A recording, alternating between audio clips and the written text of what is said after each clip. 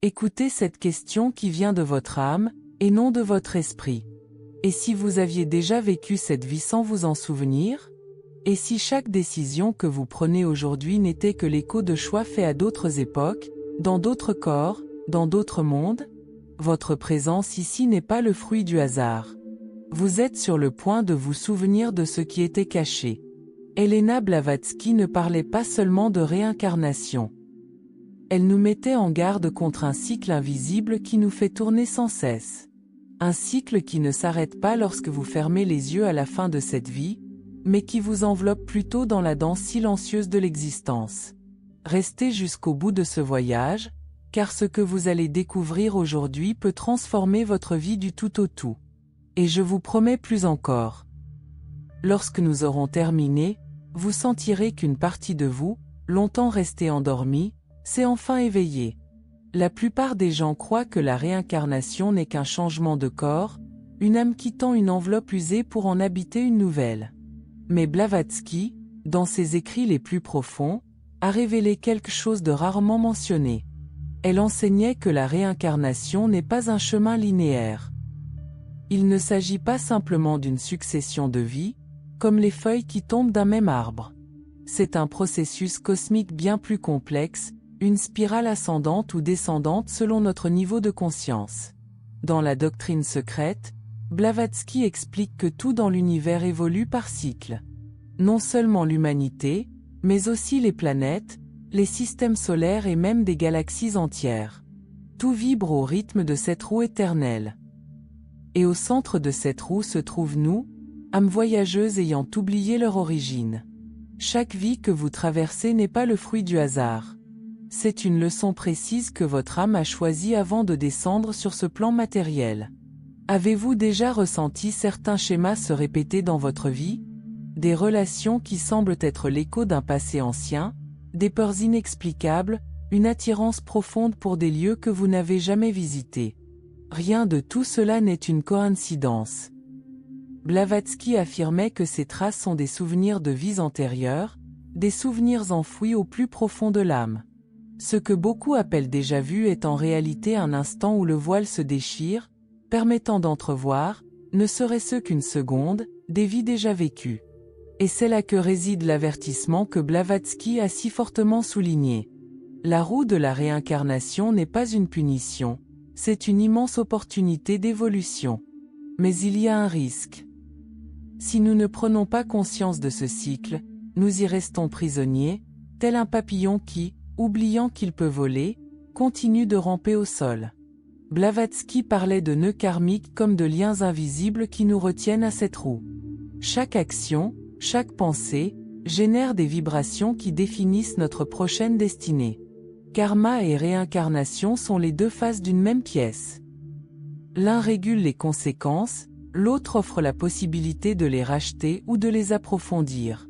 C'est pourquoi elle insistait tant sur la responsabilité spirituelle.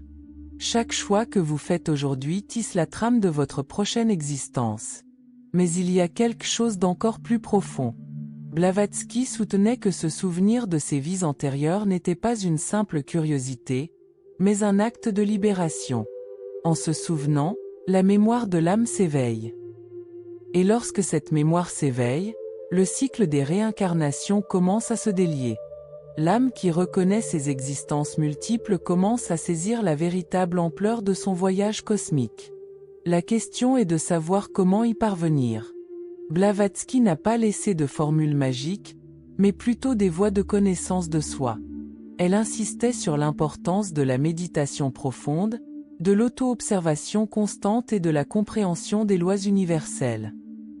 Lorsque vous comprenez ces lois, vous cessez d'être victime du destin et vous en devenez l'architecte. C'est ainsi que le cycle inconscient des réincarnations est brisé. C'est ainsi que la souveraineté de l'âme est reconquise. Tandis que beaucoup craignent la mort, Elena nous a appris à craindre quelque chose de bien plus dangereux. Vivre sans conscience, exister sans éveil, nous laisser emporter par le courant de la vie sans réaliser que nous pouvons nous-mêmes diriger le navire. Aujourd'hui, cette opportunité s'offre à vous. Si vous regardez cette vidéo, ce n'est pas par hasard. Votre âme l'a recherchée. votre conscience est prête à franchir le voile. Préparez-vous, car dans la prochaine partie, nous révélerons comment les enseignements de Blavatsky s'articulent avec les épreuves que vous traversez aujourd'hui et comment reconnaître les signes que l'univers vous envoie depuis avant votre naissance. Avez-vous déjà entendu parler du samsara? Pour les sages de l'Antiquité et pour Blavatsky, il ne s'agissait pas seulement d'un concept philosophique, mais de la description précise du cycle infini des naissances, des morts et des renaissances. Mais elle est allée au-delà des textes anciens. Elle a compris que le samsara n'est pas une condamnation extérieure, mais une prison construite par l'inconscience humaine. Chaque pensée non questionnée, chaque émotion refoulée, chaque réaction automatique répétée jour après jour renforce les chaînes invisibles qui nous lient à la roue des renaissances. Et la plus grande illusion de ce cycle réside dans son apparence de normalité. Nous nous habituons tellement à la routine de la vie physique que nous oublions que nous sommes des voyageurs cosmiques dans un corps éphémère. La vie devient un profond rêve dont peu s'éveille. Mais des signes persistent. L'univers, dans son infinie compassion, sème des indices sur notre chemin. Symboles, rencontres inattendues, rêves plus vivants que la vie éveillée. Blavatsky parlait de la voix du silence, cette intuition profonde qui ne crie pas, mais murmure au plus profond de notre être. Écoutez-la. Cette voix comprend votre âme mieux que n'importe quel maître extérieur. Ces signes nous rappellent que nous ne sommes pas condamnés à tourner éternellement sur la roue des renaissances. Il existe une issue, et elle ne se trouve pas à l'extérieur, mais en vous. Blavatsky enseignait que la clé de la libération est la réalisation de soi. Lorsque vous reconnaissez votre nature divine, lorsque vous comprenez que vous êtes plus que ce corps éphémère, la roue commence à se desserrer. Cela ne signifie pas que vous cesserez immédiatement de vous réincarner, mais que vous commencerez à le faire consciemment. De prisonnier du cycle, vous deviendrez un voyageur conscient du cosmos. Et comment savoir si vous progressez sur ce chemin? Observez votre vie. Les épreuves ne sont pas des punitions, ce sont des leçons conçues par votre âme. Les défis récurrents ne sont pas des erreurs du destin, mais des occasions qui se présentent à nouveau jusqu'à ce qu'elles soient intégrées. Blavatsky disait que la répétition est un outil d'évolution. Ce que nous n'apprenons pas, la vie nous le montre à nouveau, non comme une punition, mais comme un acte suprême d'amour universel. Imaginez que chaque personne et chaque situation fait partie d'une chorégraphie cosmique orchestrée pour votre éveil. C'était le secret que Blavatsky cherchait à révéler. La réincarnation n'est pas un fardeau, c'est un chemin vers la maîtrise de l'âme. Chaque vie est une page du livre éternel de votre existence. Chaque expérience, une phrase qui vous rapproche de la compréhension de votre raison d'être divine. C'est pourquoi l'éveil ne peut être différé. Plus notre conscience se développe, plus nous sommes libres d'agir sur notre destin. Vous comprenez maintenant la puissance de cet enseignement. Il ne s'agit pas seulement de savoir que nous nous réincarnons, mais de se souvenir pourquoi. Chaque cycle est une occasion précieuse d'élever notre vibration, de dissoudre les anciens karmas et de nous rapprocher de la lumière primordiale. Blavatsky nous a laissé cette carte cachée. Elle nous a rappelé que nous sommes bien plus que chair et sang. Nous sommes des âmes éternelles naviguant sur les océans du temps à la recherche du phare qui a toujours été en nous. Dans la section suivante, nous révélerons comment reconnaître les pactes invisibles que votre âme a conclus avant votre naissance et comment ces accords silencieux guident chaque aspect de votre vie actuelle. Préparez-vous. La vérité que vous découvrirez pourrait changer à jamais votre vision de l'existence. Si vous avez déjà ressenti l'arrivée de certaines personnes dans votre vie avec une intensité inexplicable, si vous avez éprouvé cette impression de déjà-vu, comme si vous reviviez un moment familier, sachez que ce n'est pas le fruit du hasard. Elena Blavatsky affirmait qu'avant chaque incarnation, l'âme établit des pactes silencieux avec d'autres âmes. Ces pactes ne sont pas des contrats matériels, mais des engagements sacrés visant à la croissance et à l'expansion de la conscience. Chaque lien profond que vous rencontrez dans votre vie, chaque maître qui se présente, qu'il soit allié ou adversaire, fait partie de ces pactes invisibles. Même ceux qui vous font souffriront, sur un plan supérieur, Acceptez de jouer ce rôle pour favoriser votre éveil. Blavatsky décrivait ces liens comme des fils d'argent qui entrelacent les âmes à travers le temps et l'espace. Rien n'arrive par hasard dans ce cadre. Tout fait partie d'une architecture spirituelle parfaite. La symphonie de votre existence a été composée avant votre naissance. Les notes dissonantes et les accords lumineux appartiennent à une même mélodie évolutive. Comprendre cela transforme radicalement votre perspective sur la vie. Chaque épreuve n'est pas une punition, mais un appel à la mémoire. Chaque obstacle n'est pas un mur, mais un miroir reflétant ce qui doit être vu, accepté et transcendé. Blavatsky insistait sur le fait que ces pactes ne sont pas immuables. Nous sommes co-créateurs de notre destin. Bien que certaines expériences soient nécessaires à l'apprentissage, la manière dont nous les traversons dépend de notre niveau de conscience. Elle l'affirmait clairement, il n'y a pas de fatalité au-delà de l'ignorance de la loi. Lorsque vous comprenez la loi de cause à effet, le karma, et que vous l'intégrez à votre vie quotidienne, vous commencez à vous libérer des comportements automatiques. Vous commencez à vivre en être éveillé. Et un être éveillé reconnaît les pactes, honore les leçons et transforme la douleur en sagesse. Mais je dois vous prévenir. Ce chemin n'est pas pour les âmes sensibles. L'éveil implique de prendre l'entière responsabilité de sa vie. Il n'y a plus de victime ni de bourreau, seulement des reflets de soi-même se manifestant dans chaque expérience. C'est libérateur, certes, mais cela exige aussi du courage. Le courage de se regarder en face et d'affronter ses propres parts d'ombre. Souvenez-vous, vous n'êtes pas seul dans cette quête. Blavatsky enseignait que tout chercheur sincère reçoit l'aide des plans subtils. Parfois, cette aide se manifeste par des intuitions soudaines, d'autres fois par des rencontres synchroniques qui semblent guidées par une main invisible. Soyez attentifs, V. Rien n'arrive par hasard. Les coïncidences sont la façon dont l'univers agit sans révéler sa véritable nature. Même cette vidéo vous est parvenue dans un but précis. Cela signifie que vous êtes prêt, à vous souvenir des pactes que votre âme a conclus avant votre naissance. Cela signifie que la vie vous invite à vivre avec une conscience accrue. Et lorsque vous répondez à cet appel, la réalité commence à se transformer. Ce qui paraissait autrefois insurmontable devient un tremplin vers la libération. Ce qui causait autrefois une profonde souffrance devient le carburant de votre évolution spirituelle. Observez les schémas récurrents dans votre vie. Demandez-vous ce que chaque expérience tente de vous montrer. Si quelque chose se répète, l'une des clés les plus importantes de votre chemin se cache en vous. Blavatsky affirmait que la réincarnation n'est pas une condamnation, mais une nouvelle occasion d'accomplir ses accords et de progresser vers la lumière. Chaque vie est un chapitre écrit aux côtés d'autres âmes qui, elles aussi, cherchent à se souvenir. La véritable question n'est pas de savoir si ces pactes existent, mais si vous êtes prêt à les reconnaître et à les honorer.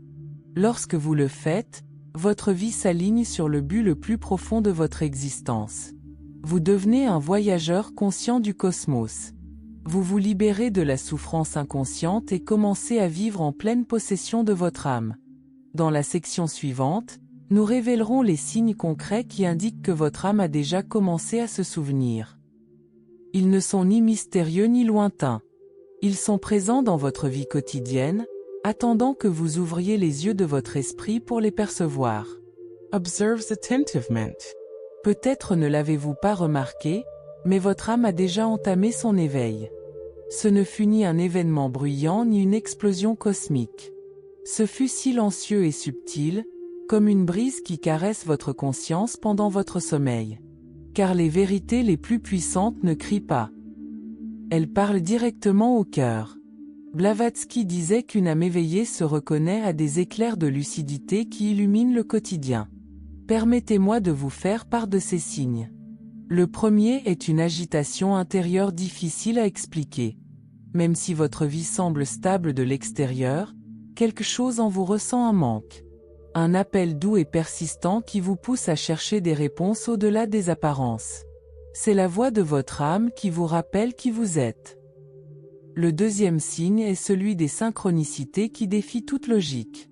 Des personnes qui apparaissent au moment opportun, des livres qui vous tombent entre les mains comme si l'univers les y avait déposés. Même ce message que vous entendez maintenant fait partie de cette danse synchronisée. Rien n'est dû au hasard. Le troisième signe est celui de rêves intenses et récurrents, emplis de symboles universaux. Escaliers sans fin, portes qui s'ouvrent, paysages inconnus, rencontres lumineuses. Ces rêves sont des échos d'autres vies et des cartes cachées que votre subconscient utilise pour vous guider. Ne les ignorez pas. Chaque détail compte. Le quatrième signe est une sensibilité accrue. Vous ressentez les émotions d'autrui comme les vôtres. La beauté vous touche profondément et l'injustice vous bouleverse. Cette sensibilité n'est pas une faiblesse. C'est l'éveil de votre capacité naturelle à vous connecter au réseau énergétique de l'univers. Le cinquième signe est un véritable désir de servir. Soudain, vous ne pouvez plus rester indifférent à la souffrance d'autrui. Vous éprouvez le désir de partager, d'accompagner, d'éclairer. Cela ne provient pas de l'ego, mais de la mémoire spirituelle qui nous rappelle que nous ne faisons qu'un. Le sixième signe est une irrésistible attirance pour les mystères du cosmos. Tandis que d'autres recherchent des distractions superficielles, vous vous sentez attiré par les questions essentielles de l'existence. Blavatsky enseignait que cette soif de connaissance est la boussole de l'âme éveillée. Si vous reconnaissez cela comme l'un de ces signes dans votre vie, considérez-le comme une confirmation. Votre éveil est déjà en marche. Chaque âme a son propre rythme, mais une fois la conscience allumée, elle ne peut plus s'éteindre. Blavatsky affirmait que lorsque l'âme commence à se souvenir, les gardiens de la connaissance s'approchent. Non pas pour apporter toutes les réponses, mais pour éclairer la prochaine étape. Ils se manifestent sous forme d'opportunités, de relations ou de défis qui vous fortifient. Faites confiance au processus. Honorez chaque signe et continuez d'avancer, même lorsque le chemin semble obscurci. De l'autre côté vous attend une vision de la vie qui surpasse toutes vos espérances. Dans la section suivante, nous révélerons comment accélérer consciemment cet éveil grâce aux pratiques et aux enseignements ancestraux que Blavatsky a légués à ceux qui sont prêts à franchir le seuil de la véritable liberté de l'âme. Maintenant que vous reconnaissez les signes, la grande question se pose. Comment accélérer ce processus? Blavatsky enseignait que l'éveil spirituel n'est pas le fruit du hasard, mais une alchimie intérieure cultivée avec intention. La première pratique est une méditation profonde centrée sur la lumière intérieure. En chaque être réside une étincelle divine. En dirigeant votre attention vers le centre de votre front, vous activez ce feu sacré. Imaginez une douce lumière se répandre et emplir tout votre être. Avec la pratique, cet exercice éveille des souvenirs enfouis dans l'âme.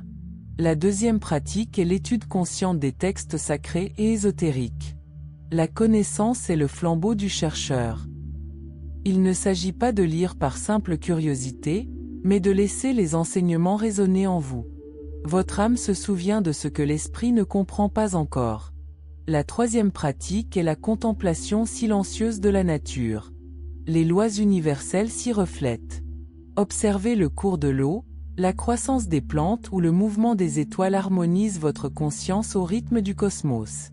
La quatrième pratique est le service désintéressé. Chaque acte de compassion élève votre vibration et purifie les anciens karmas. Servir n'est pas un sacrifice, c'est un privilège sacré. La cinquième pratique est le rappel conscient des rêves. Avant de vous endormir, affirmez votre intention de vous en souvenir. Notez-les au réveil. Avec le temps, des schémas et des messages clairs se révéleront. La sixième et la plus profonde pratique est la confiance absolue en votre propre cheminement. Le chemin de l'âme est unique. Ayez confiance en votre intuition, en vos silences et en vos révélations intérieures. Si vous intégrez ces pratiques, quelque chose de profond en vous commencera à se transformer. Les couches qui recouvrent votre mémoire spirituelle se dissoudront. Les réponses émergeront de votre fort intérieur et vous deviendrez un phare pour les autres. N'oubliez jamais, nous ne sommes pas des êtres humains vivant une expérience spirituelle. Nous sommes des êtres spirituels nous souvenant de notre éternité à travers l'expérience humaine. Maintenant, Voyez le monde d'un œil nouveau. Ressentez le pouls de l'univers à chaque respiration. Le voyage continue. La réincarnation n'est pas une punition. C'est une boussole. Chaque vie est un accord silencieux avec l'univers. Tout dans le cosmos est en mouvement, rien ne demeure immobile. Vous faites partie de cette danse éternelle. Si ces mots ont réveillé des souvenirs enfouis, laissez-les faire. Lorsque vous ressentez une impression de déjà-vu ou une connexion inexplicable, souvenez-vous. C'est la mémoire de votre âme qui frappe à la porte de votre conscience. Vous n'êtes pas seul. Cette communauté s'éveille avec vous. Chaque réflexion partagée alimente la flamme de l'éveil collectif. Avant de conclure, laissez cette question résonner en vous.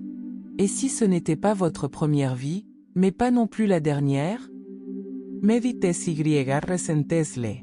Chez Nexo, nous sommes là pour révéler les forces invisibles qui façonnent votre destin.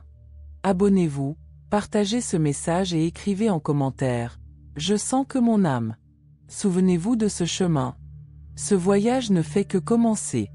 Rendez-vous dans la prochaine vidéo, où l'invisible continuera d'être dévoilé, car ensemble, nous éveillons l'univers qui est en nous. M.